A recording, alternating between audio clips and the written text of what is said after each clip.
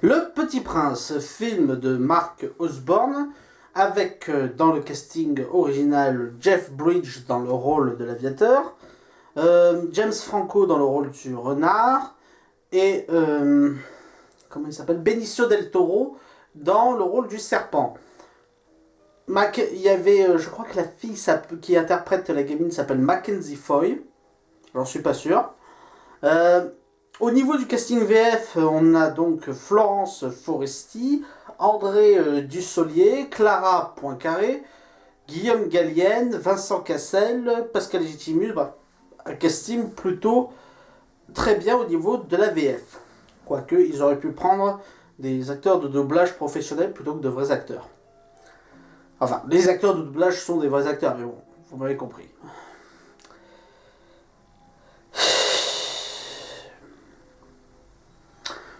Ce film, je l'attendais beaucoup.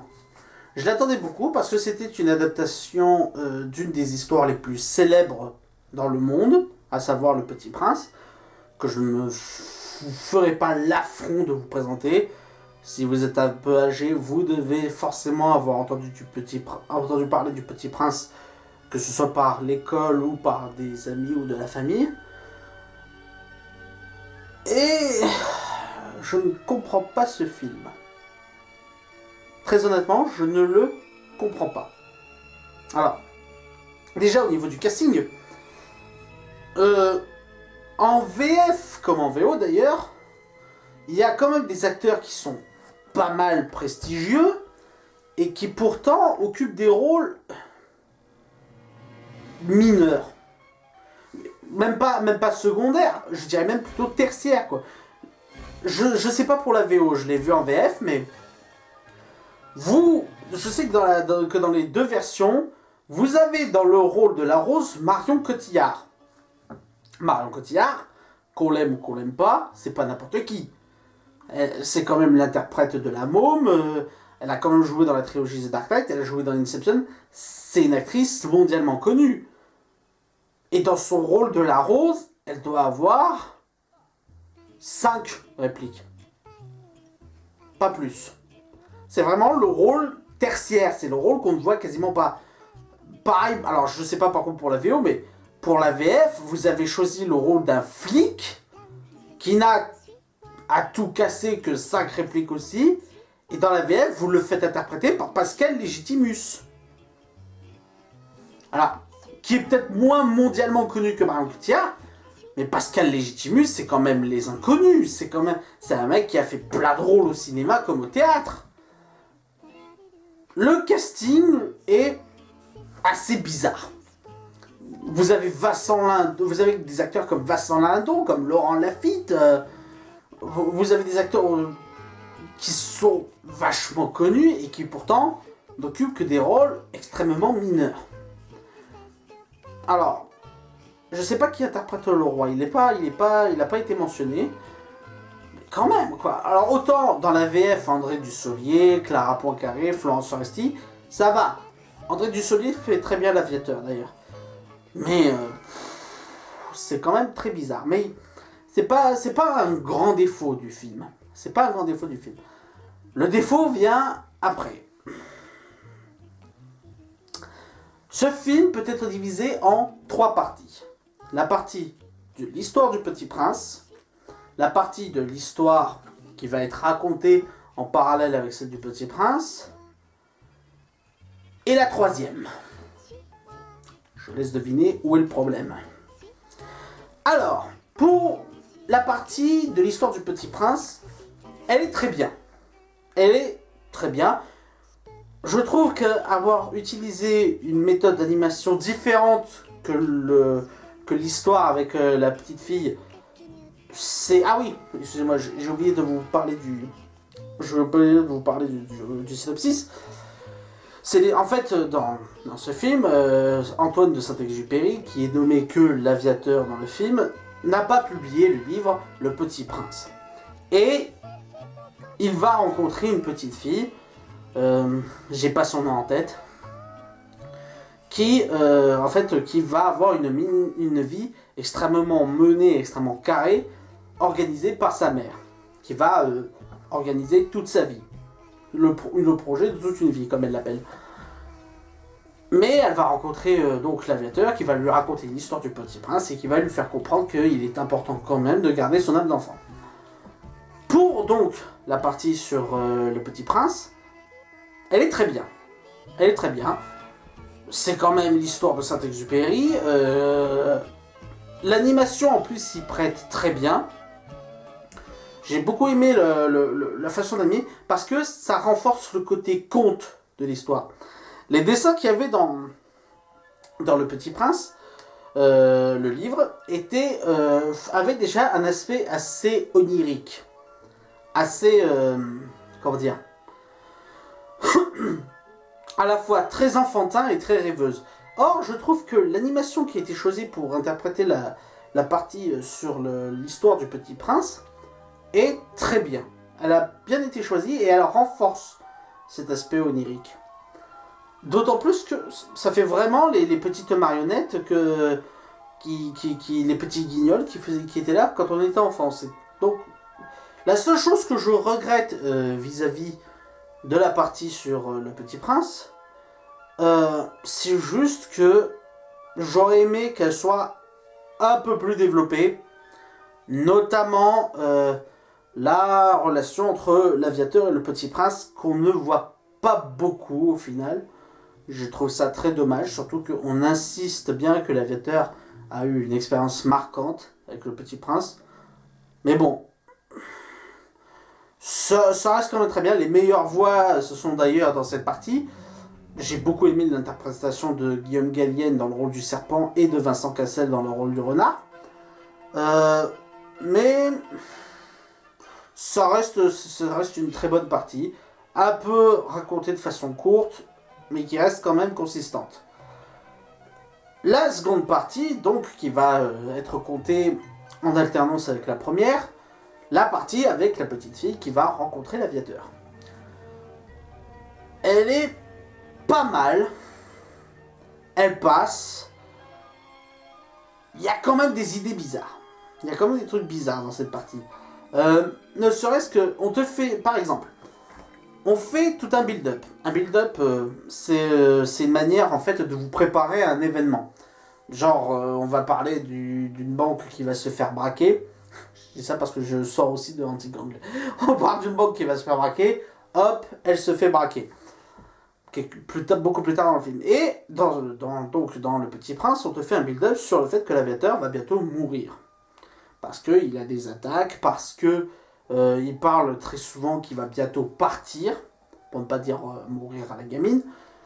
Et à la fin du film, on te le montre juste être hospitalisé. C'est bizarre. C'est bizarre.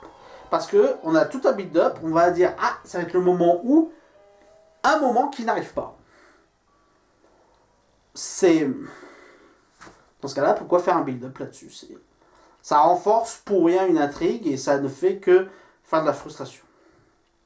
Je dis ça, je dis rien. À part ça, bon, c'est pas une partie exceptionnelle. Ça reste quand même du très basique. Mais c'est du basique solide, si vous voulez. C'est du basique auquel on veut bien un minimum s'investir. C'est passable. Le film reste d'une qualité convenable à ce moment-là. Maintenant, quoique... Il y a aussi un autre choix bizarre de scénario. Le film se prend pour un Disney. Alors, qu'est-ce que ça veut dire ?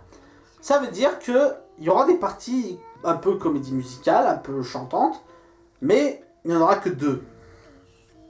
Alors, soit tu fais vraiment un truc à la Disney et tu mets des chansons un peu partout, et des chansons qui marquent, s'il te plaît, parce que je n'ai été marqué par aucune chanson.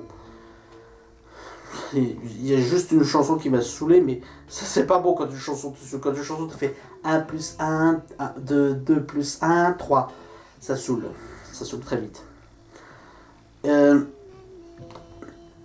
Mais bon, sinon, la deuxième partie va très bien.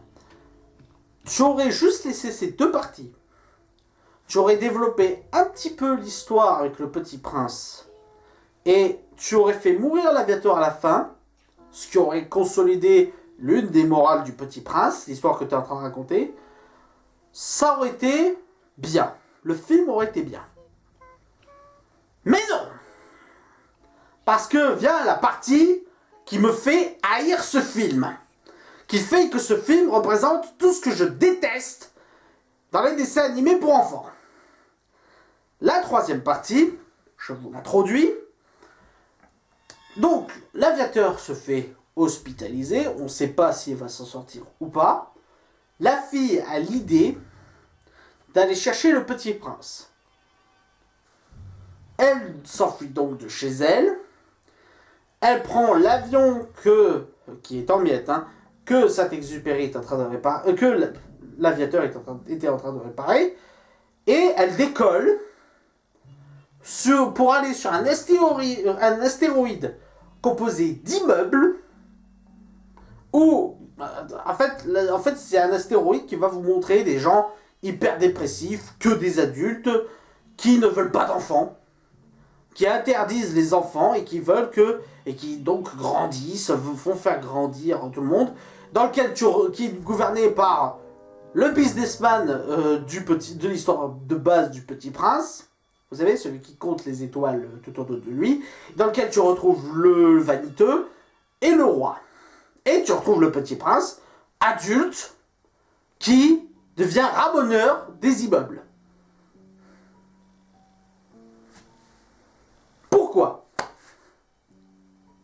Pourquoi cette partie? Je la hais de toutes mes forces. Et ça n'est pas un rêve. Ça n'est pas un rêve, parce que pendant toute cette partie, j'avais un espoir. C'était en fait qu'un rêve, que la petite fille a rêvé tout ce passage, et que ça lui aiderait à accepter la mort de l'aviateur. J'espérais ça. Malheureusement, les dégâts que fait la fille en s'enfuyant de chez elle sont présents dans la maison. La fenêtre est ouverte, la gouttière qui était tombée quand elle s'est échappée est réellement tombée. Ça montre que ça s'est réellement passé. Par où je commence? Honnêtement, par où je commence? Bon, alors déjà, cette partie surnaturelle tombe comme un cheveu dans la soupe. Je veux dire, jusqu'à présent, rien n'introduisait un univers surnaturel. Rien. Ça montrait juste un aviateur conter une histoire à une gamine qui, en entendant cette histoire, récupérait petit à petit un âme d'enfant qu'elle perdait peu à peu à cause de la vie surorganisée. Où est la partie surnaturelle? Elle arrive comme un cheveu dans la soupe. Alors, en plus... Alors, pour vous expliquer l'un des problèmes de cette partie, et donc du film, l'histoire du Petit Prince contient beaucoup de morale. Elle a beaucoup de morale exprimée en très peu de phrases, ce qui fait la force du Petit Prince. On a quand même la morale où il faut garder son âme d'enfant, la seule que le film exploite réellement, la morale, la fameuse phrase du renard qui est reprise dans le film, on ne voit bien qu'avec le cœur, l'essentiel est invisible pour les yeux, que le réalisateur n'a pas du tout compris, je vais y revenir, et l'acceptation du deuil. L'acceptation du deuil qui vient surtout à la fin, quand le Petit Prince se fait mordre par un serpent, qu'il demande à l'aviateur de le laisser s'en aller pour qu'il rejoigne sa rose. Et en fait, le réalisateur du film a totalement zappé toutes les autres morales et il est allé à fond, de manière bourrine, sur la morale auquel il faut garder son âme d'enfant. Même pas. Même pas. C'est même pas il faut garder son âme d'enfant, c'est il ne faut surtout pas devenir adulte. Parce que tous les adultes dans ce film, à part l'aviateur, sont présentés comme des cons. Je veux dire, tout le monde adulte est représenté par des businessmen qui ont perdu leurs âmes d'enfants. Alors forcément, c'est du business. Ils sont tous dépressifs. Les gens, ils sont tous courbés. Le monde de l'astéroïde d'adultes avec le businessman, il est devenu Big Boss du planète, je sais même pas comment.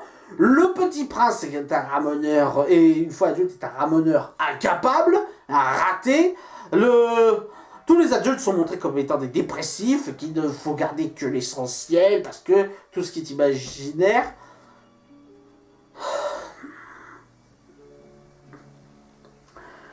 On ose dire après que les Disney sont gnangnans.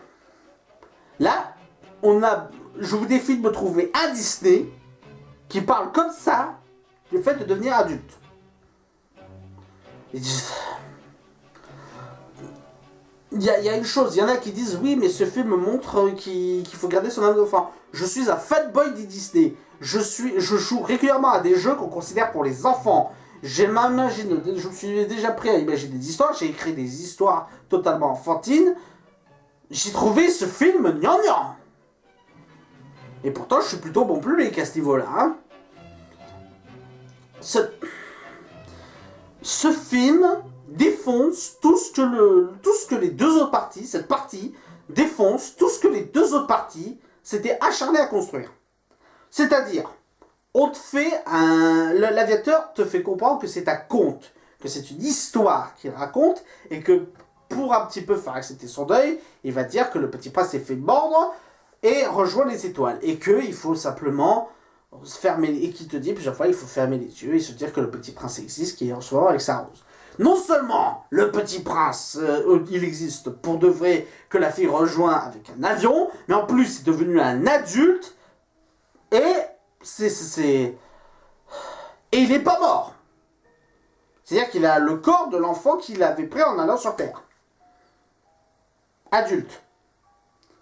Et quand ils vont sur la planète B412, qui est envahie par sans doute les baobabs les plus petits du monde, je veux dire, quand on voit l'image de Saint-Exupéry, les baobabs couvrent toute la planète. Là, c'est surtout les racines qui couvrent la planète, mais les baobabs sont aussi grands que les arbres que j'ai dans la terrasse. Et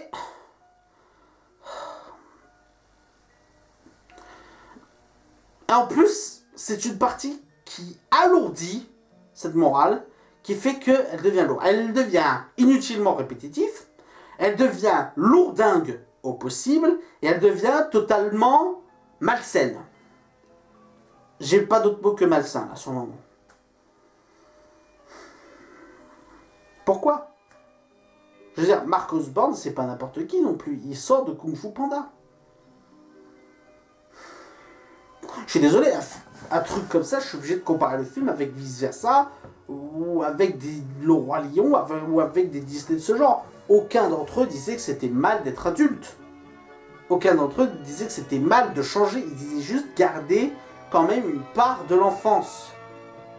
Mais ce film-là ne dit même pas garder une part de l'enfance. Il dit rester un enfant toute votre vie. En plus, il a même pas les couilles de faire mourir l'aviateur alors qu'il nous fait toute une histoire pendant le film en disant qu'il va partir, qu'il va mourir. Bon, je m'arrête là, sinon je vais péter un câble. Alors, que dire au final du Petit Prince ? Il est extrêmement décevant. C'est un gâchis. Le Petit Prince, le film, est un gâchis.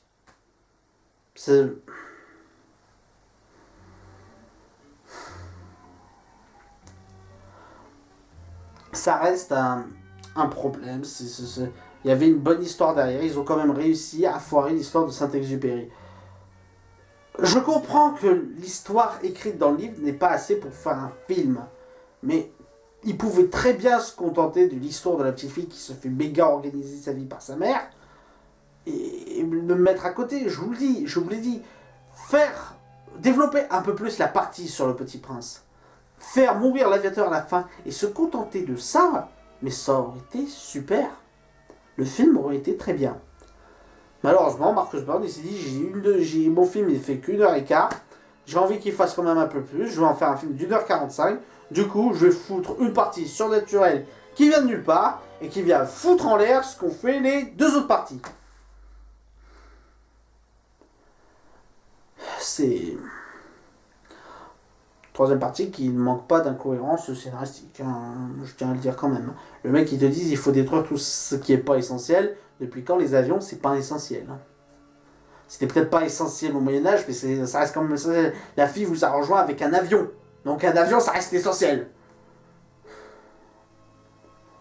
T'as voyagé sur quoi? Sinon sur une mouette?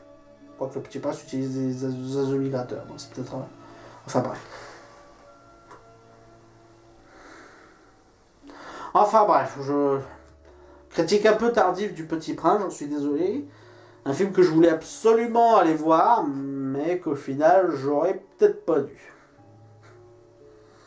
Allez, je vous laisse.